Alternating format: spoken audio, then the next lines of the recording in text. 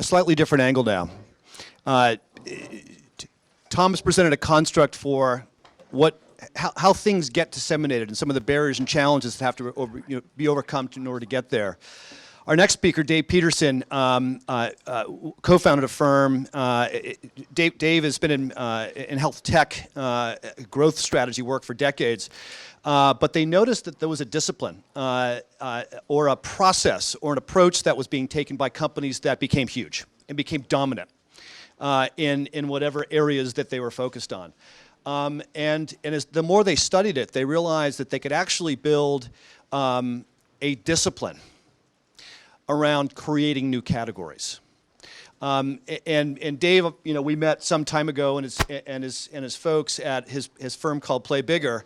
But it's so relevant to me, and we wanted to bring him in because it's so relevant to what's happening in the space. We're in contact with thousands of providers, right, every month that are anywhere in that curve, right, from, I think I've heard of DPC, I found you guys, what do you do, and what is this DPC thing, right, to, hey, I found you guys, I'm going to open a practice in 2 weeks, let's talk about how you guys can help us.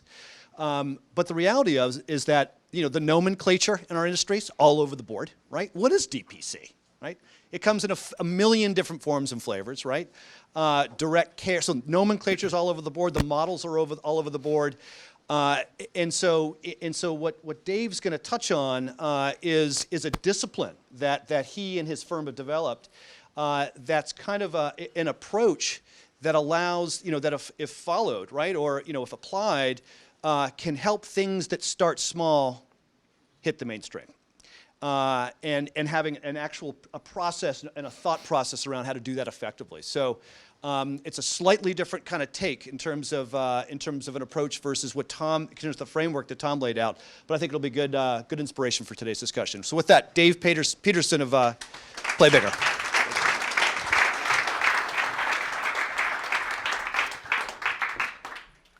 Hello, everybody. It's a real honor to be here. This agenda is obviously important from a business standpoint, but I think we can all have probably reasons why in our personal lives getting this right matters.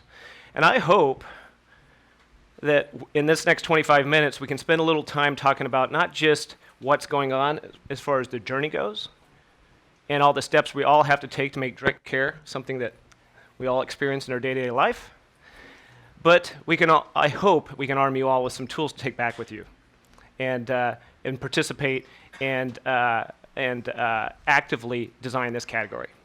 So with that said, I'm Dave, and I design categories for a living. That is my job. I'm part of Play Bigger. We are a category design firm. And as I said, in the next 25 minutes, I hope you will all realize you're category designers too. No category is created by one company. It's created by ecosystem, as Tom mentioned, as Dave mentioned, and as Zach mentioned. So let's get started. So first of all, the first premise of category design is every product, service, and company that we all enjoy, that we all love, was created by a legendary entrepreneur who designed a product, a category, and a company at the same time. So all those companies we love, Instagram, used to be Uber, now it's Lyft, we all love those companies because they created a category and a product and a service at the same time. So a good example of this, has anybody seen that show, Drunk History? I promise I'm not drunk, but we're going to go back in history a little bit. This guy's name is Clarence Birdseye. That was a picture taken in the 1920s. And this is an actor we hired to simulate what Clarence Birdseye was doing in northern Canada. He was fishing. He was kind of an adventurer. He was fishing in northern Canada, and he observed something. He noticed that the fisherman was pulling the fish out of the water and flash freezing the fish right then and there on the ice. And they'd take it back home, and then they'd keep that fish frozen, so when they needed fresh fish, they'd just de-thaw the fish and have fish that tasted as good as the day they caught it. So Clarence had an insight. He said, I wonder if that would work to solve a bigger problem in America at the time. How do you get fresh vegetables? Because in the 1920s, if you didn't live near a market or a place where you could access fresh vegetables, what was your choice? A can, right? A can.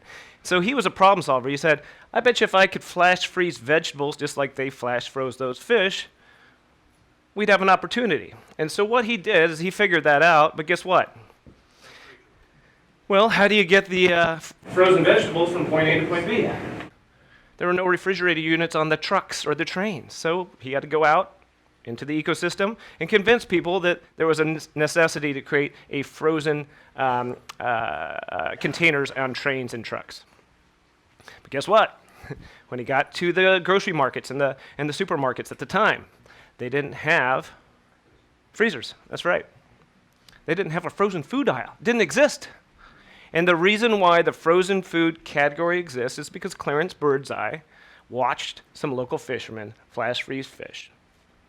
And he took this journey from that point all the way through, and he created a place where we can go to get fresh frozen foods. And that's how frozen foods was created. That's where that category came from. What I'm going to do is share with you a few of the insights that we discovered in our work as advisors, and not just the tech sector, but in consumer sectors too, as well as the work that we uncovered while we were writing our book, Play Bigger.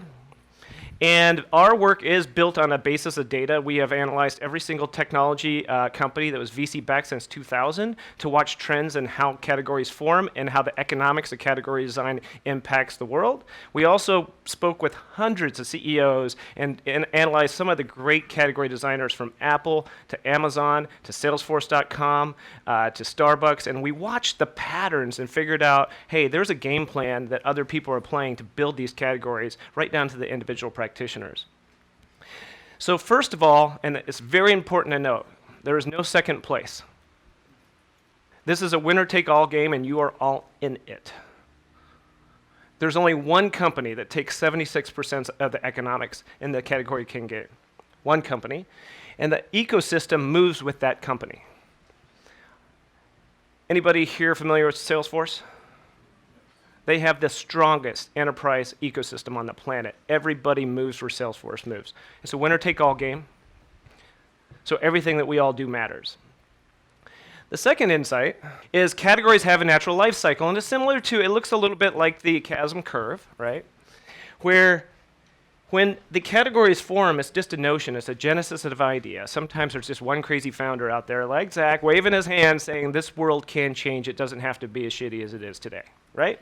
And then as people start to catch on that this problem could be solved and there is actually hope in the world that healthcare doesn't have to be this horrible experience, guess what happens? The number of vendors in the space rise, it gets super noisy, and then eventually things start to consolidate, and then the market cap and the economics of the category take off.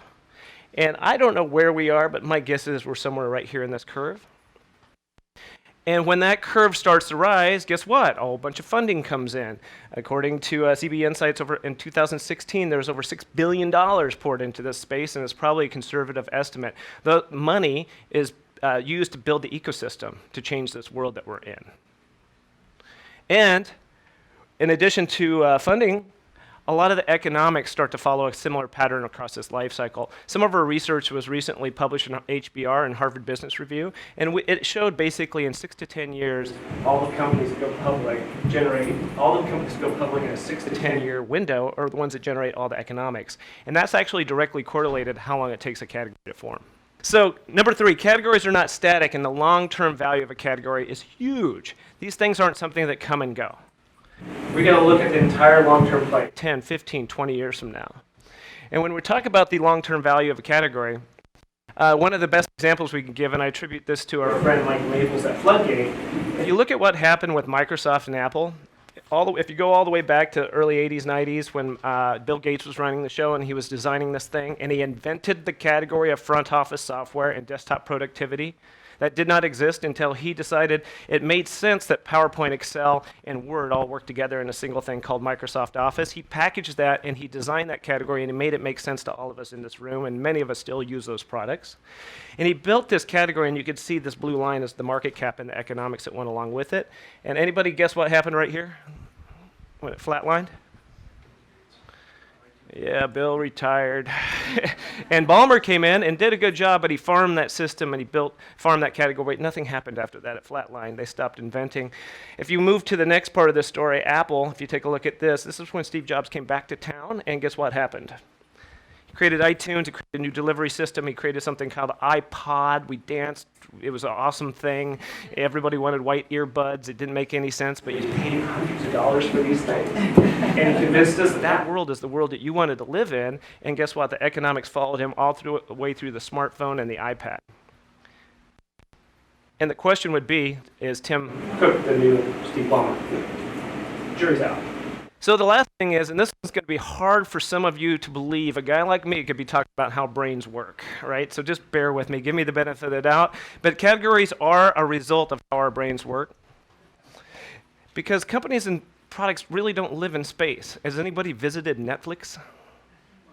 Do you like their store? Does it feel comfortable in there? It doesn't exist. It's a thing. It's a category of things that we do when we grab our wine after our kids are asleep and we watch, some guilty pleasure. That's what Netflix is.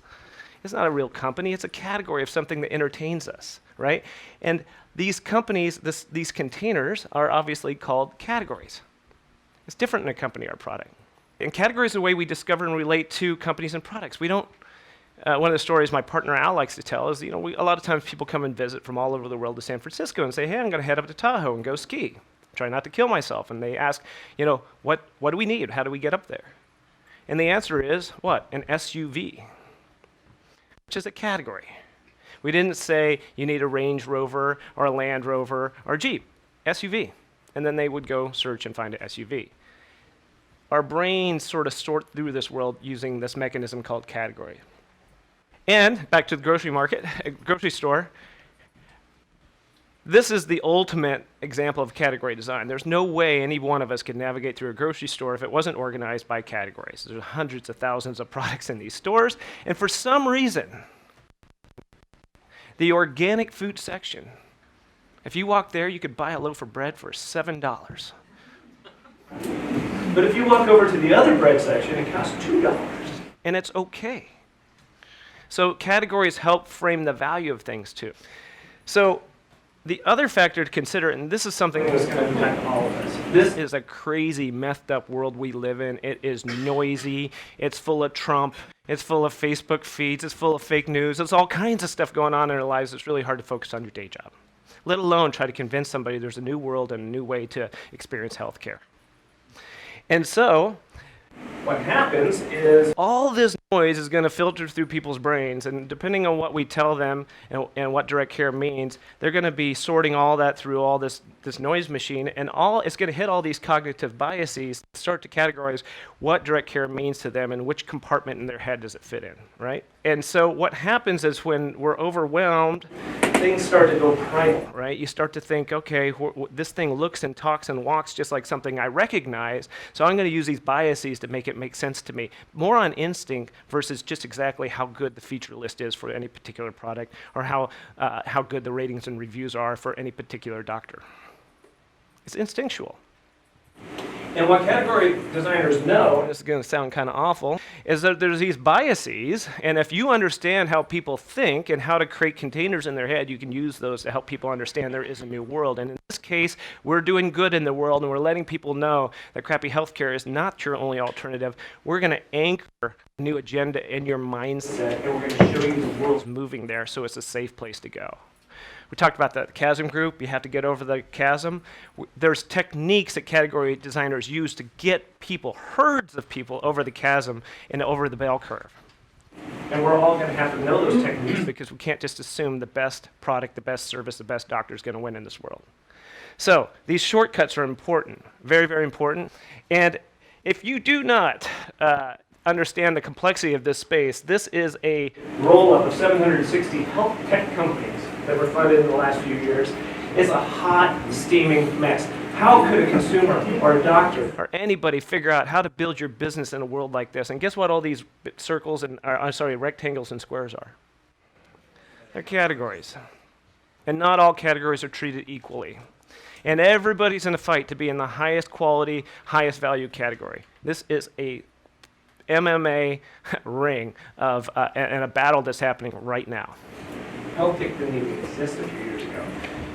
Another great example of category design. Anybody been in San Francisco during Dreamforce? Yeah? So, Mark Benioff and his crew pull up in a cruise liner every year at Dreamforce and tell the whole world the hotels are sold out from here to Sacramento. And we did a great job. We pulled up in a cruise ship. You can stay here. I guess it's a big party. I've never been there.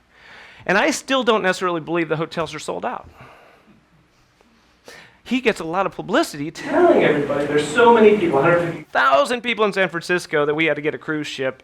Whether it's true or not, it does not matter. He is controlling that group by think this is the place to be. And if you're not here, you're probably, it's probably a career-limiting move. Right? So, a few hints, pun intended. I thought of that really late at night.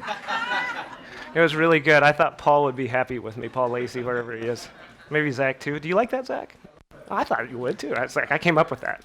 So a few hints to take back with you. If you don't remember anything else from this morning, remember what Zach said. A few hints I hope might make your day job a little better. This is the GSD phase of what I'm going to share with you, which is called Get Shit Done. It's a technical term, so hopefully we can learn a few things on how to get shit done. Okay, first hint. Be a problem solver. Do not be the best doctor in the room. Don't try to list all the reasons why you're better, faster, more efficient, kinder, gentler. Be a problem solver. Category designers are problem solver. There's a ginormous problem called crappy healthcare and crappy experiences every one of us have when we go to the doctor. And if you're a doctor and you go to the doctor, that's probably even weirder for you, right? So let's just assume it's not the best product anymore. It's the best problem. And if you can articulate a problem to somebody, they'll by default believe you have the answer. So our friend Ann Miraco at Floodgate, an investment VC firm here in the Valley, says there's two types of problems. Every entrepreneur has one. It's a technology insight or a market insight. I think we have a market insight back with some fantastic technology, too. Make no mistake. But a market insight is like Airbnb. Right? They don't own their inventory. They just figured out how to help you monetize your couch and your spare bedrooms. Technology insight is something like all the artificial intelligence and all these other things that we've been hearing about, reading about, that make robots move and take over the world eventually. Hopefully, I'll be gone by then. So there's two types of insights. I think we have a big market insight backed by some pretty powerful technology. And again, these problems are what keeps these founders up at night, and hopefully all of you up at night, because ultimately the problem is the genesis. It's the beginning of the category. So, as a category geek, as a designer, I spend all day long looking for problems and examples of categories and great companies and products that were formed by solving these problems. First one is, I need to make a louder guitar. Guess who solved that problem? Les Paul did. That's right. Are you a guitar player? Who said that? Yeah, all right. Okay. Excellent. I want to surf in cold water longer. Who solved that one? O'Neill, that's right. Anybody who tried to surf in Northern California without a wetsuit? Anyway, it'll lower your confidence for sure. Anybody recognize this problem? Just because I'm tired doesn't mean I'm thirsty. Did you read our book? Okay. You do not get to answer any more questions. You should sit in the front row if you're going to kiss my butt that much. Okay. Just because I'm tired doesn't mean I'm thirsty. It is 5-Hour Energy, the inventor of the energy shot. It is not coffee. It is not Coca-Cola. It's an energy shot. I love these things. And I took one right before I got on stage, which explains a lot. And I got 4 hours and 30 minutes left of my 5-Hour Energy, and so, however you want to hang out, we can do that. Okay, 5-Hour Energy, new category, solved a problem. Remember when they first came out with those commercials, and 2 a.m. or 2 p.m. doesn't have to suck so bad, and you don't want to drink a big can of yuck, and the coffee is old, and, and you're stuck, right? And they said, if you take this little, God only knows what's in it, you will feel better for the next 5 hours. They solved the problem, because I guarantee if they said, here, drink this, it'll make you feel good for 5 hours, and here's all the ingredients, you'd probably say, no way. That sounds like a drug. And so anyway, they solved a problem called 2 p.m. blues. You're too tired and you don't want to drink any more coffee. Take this 5-Hour Energy. One last thing to say, if you don't believe it's a category, one of the tells, I played poker, a tell is an indication of something, that it is a category. Where is 5-Hour Energy stocked in the grocery store? Right? It's not next to the coffee. Yeah, it's not next, exactly. It's not next to the soda or the soft drinks. It's next to the candy and the cigarettes if you're in a gas station. which probably says something else. Another problem solved was the story of Airbnb. They did not solve the hotel crisis. They said there's a new experience, a new market insight that they had that started with the insight they had in San Francisco when all these people would come in for Dreamforce and they realized, hey, I wonder if I could rent out some couch space and make some money and pay for my beer, because I guess they were broke. They're not broke anymore, but they were broke back then. And did anybody realize what the air in Airbnb, do not answer this question, air in Airbnb means? Air mattresses. I did not know that. And so air mattresses and bacon started Airbnb. The bacon and the bed and breakfast is what they served everybody after renting the air mattresses out to them. They were problem solvers.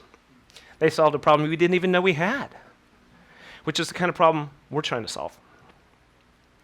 All right, so what kind of problem are we solving?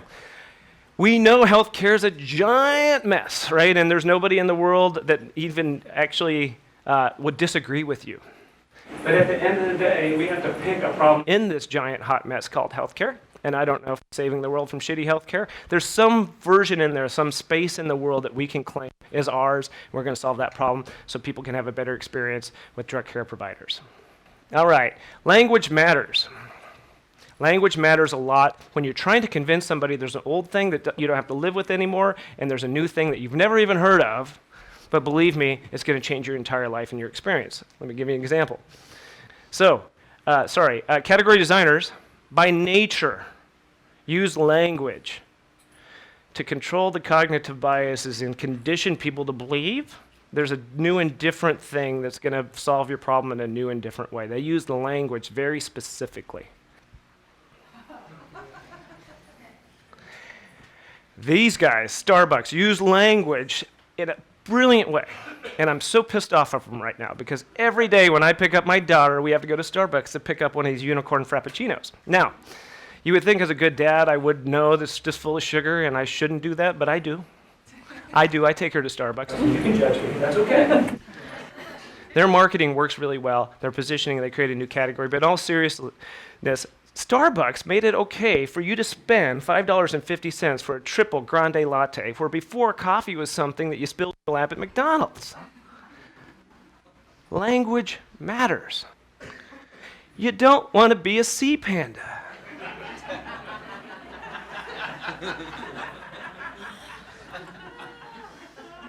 Right? You're not sea pandas. You didn't go to medical school to be a sea panda. You didn't go to school to be called a provider. I guarantee you didn't go to provider school. You're freaking doctors. And physicians and scientists and smart people, smarter than me. I went to the doctor's office on Wednesday. I was heading down to LA to go see a Pixies concert at the Ace Hotel, which sort of makes me cool for an old man. Anyway, I was heading to the airport and I saw this red streak shooting up my arm. And I was like, that can't be good. And so I had enough time that I thought, I stopped by the medical clinic and I went in and I said, this is a problem I need solved. Can anybody help me? And they're like, yeah, absolutely.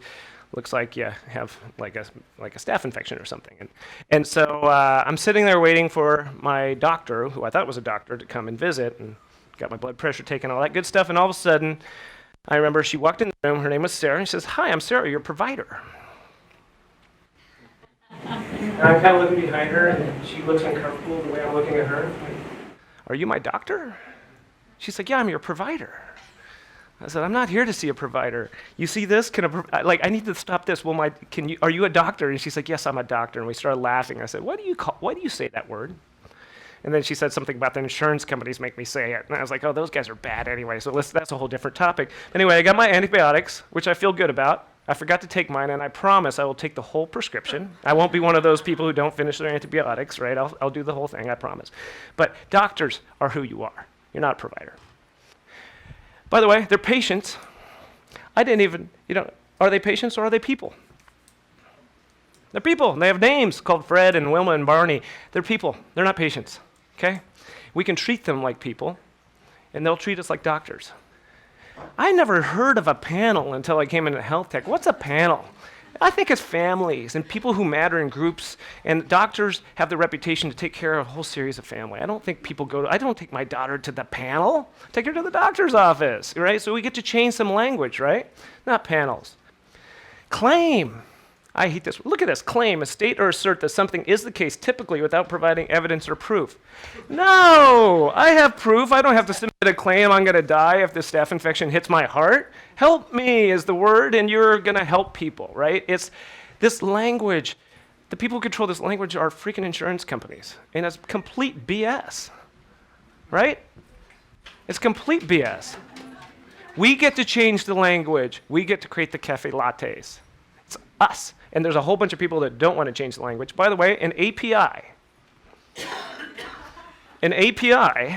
is how computers talk to each other. You see, if we change the language, it's easier to understand. I'm sorry, I'm going to pick on you about that. I would have put that up on the slide if I had time, okay? All right. So, be different, not better. Be different, not better. Different gives people a choice. Pizza is different than ice cream. Better requires people to believe one person's lying and the other one's not. When two people say they're better than each other, that means one person by default is a liar. But if you're different, you don't have to say you're better than healthcare. We're different. We're direct care. It's just different. It's not better. Category designers know different. They didn't say have the greatest brand new milky coffee ever with some froth on top. They said this is a cafe grande latte. It's different than coffee. It's different than Folgers. Steve Jobs, when he introduced the iPad to the world, he didn't leave anything to chance around helping people understand how different it was. When he was on stage, to the left, I'm dyslexic. The left was a picture of the iPhone. To the right was a picture of a Mac. He said, this iPad is not a big iPhone, nor is it a small Mac. It's an entirely different category of computing device that's going to change your life. And he started talking about the problem you have, and he talked about how the iPad's going to solve that problem. Different. Lyft is not a better option to a shitty taxi, even though, and I do joke, this used to be an Uber slide, I changed it. So it is not an alternative to a taxi. It's not a better taxi. Have you ever been in a Lyft ride in San Francisco around, 1 o'clock in the morning? It's a party. It's pretty crazy. There's a lot of stuff that goes on. So it's different. It's completely different, and they built their brand, and I wish them the most success in the world because that kind of difference makes a difference in our world. So the question is, direct care different or better than healthcare? And I will say this, if you don't remember anything I say or think everything I say is complete BS, just remember this one. Don't try to convince people you're better. Because you know what you sound like? You sound like a freaking insurance company. And we don't like insurance companies. My guess is we don't love them, and we probably don't like them, and we might even hate them, okay? That's the language of people who are trying to convince people that that guy over there is a bad person and I'm a good person. Be better, be different. I'm sorry, don't be better, be different, okay? So know your Frodos. I just said language matters, and I just came up with this silly term called Frodos. So I already know you're thinking that, so I'll just put that on the table, and no, it's not a hobbit walking to Mount Doom. It's not a Frodo. A Frodo is a mechanism of understanding, and this is how you get over the chasm. This is how you break through. Category designers know there's a long journey, and you have to convince people you got to move from the space you're in today to a brand new space. If you don't understand where they're standing today, you'll never be able to move them, and that concludes your people panel, whatever you're going to call it, right? It includes all the folks in this room. It includes all the ecosystem for direct care. We have to acknowledge where you are in order to get you through the chasm. Some people might be further along. Some people might jump the chasm. Some people might wake up for the first time today, tune into this summit, live feed, and say, I didn't even know there was such a thing called direct care. And that person's starting day one today, and it's all our job to move them to a new and different place. So, the old way, tangled spaghetti mess of crapola. The new way, hint. That was my only plug for you today, sir, so I'm going to keep moving on. Facebook, is experts at telling you where the future is. If you tell people what's 10 years down the road, they might hold your hand and believe this first step matters. If they don't know what's around the corner, they're going to stay put. Or Tom at the Chasm Group did a good job, right? It's like, wow, I got to weigh and measure all the risk of taking this first step and trying something different for my family, and maybe I'll try it first and then bring my kids into this direct care practice. You have to show them, no, this is the beginning of a journey, and this journey is safe and sound, and it's going to change something fundamentally important in your life and your families. Category designers move people from Facebook full of crazy news feeds to augmented reality someday and all the other crazy stuff that Zuckerberg puts up and sharing what the future of social network will be. We have to be shepherds of that experience and that from too. So number 5, and I think we're coming around home, around the bend here, but you have a choice. Categories designers understand you only have 2 choices. You can position yourself or you can be positioned. And that's it. You can sit around and hope everybody figures out what direct care providers are and how they're different, or you could tell everybody exactly where it is in the ecosystem and why it's different and why it's not just a better clinic and why it's completely fundamentally built with the promise to change healthcare forever. You can position that. That's what today's all about. And you all have an accountability and responsibility to do that. Hint can't do it by themselves. We all need everybody in this room working towards positioning this new category in the mindset of customers, consumers, and people. So there is a framework, and anybody can use this. I borrow this from infomercials, where you frame the problem up front. And we've been framing the problem all day, all morning long, if you haven't figured that out already. And this is an old, tired, horrible experience. And there are ramifications to you as an individual person, or you as a business, or you as a group of people looking for a different way. Healthcare sucks. Long waits, no relationship with your doctor. It's not healthcare, it's cattle care.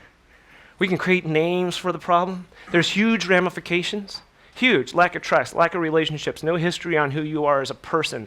They don't even identify you as having a problem. They look at your insurance policy first to see what they can service you with. That's bullshit. We don't want to live in that world anymore. We have a vision for the future. We're going to go back to the old school experience, put a doctor with a person, help them out for the rest of their freaking lives. That's a good thing to do. There's a vision here that we're all feeling, and everybody probably has a different version of it. And the outcomes, endless. This is how we speak differently. Frame the problem, paint a picture of the ramifications, show them what the vision and the future looks like, and tell them why it matters to them that day. Did you read our Yeah. website? Did you read our website? It's you again. No, I didn't. Anyway, that is direct care. And that's how we're going to speak, and that's how we're going to move people from the old world to the new world. And if you don't, this is an example of somebody who did not position himself. He was positioned, right? And that's what happens. We tell companies all the time, if you don't take control of this, you're going to wake up one morning with Mike Tyson's tattoo on your face, right? And a hangover. That's what happens. That was a funny movie. So, at the end of the day, who controls your position? I know a group of people in the world that want to control the position, and those are insurance companies. They probably don't like the fact that we're all here today talking about a different world. And they'll do things to probably stop it. But you control your position. We control our position, and this ecosystem has an opportunity to change the position of what it means to go and get good, solid, direct care. All right, so we're going to go real fast here. This is the home stretch. So you do all have a job to do.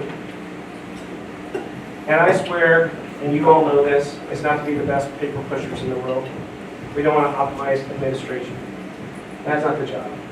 And we all know this direct care category is not going to design itself. Healthcare is not going to fix itself. And at the end of the day, it's going to require all of you. Everybody in this room. Not just to change the mega outcome of healthcare, but to create a safe place for families to go and feel good about the relationship they have with their doctors. I'm not going to say providers, their physicians, their technicians, the people who are going to help them solve their problems, which is healthcare problems that they have today and preventative measures in the future. It's up to all of you. So, thank you.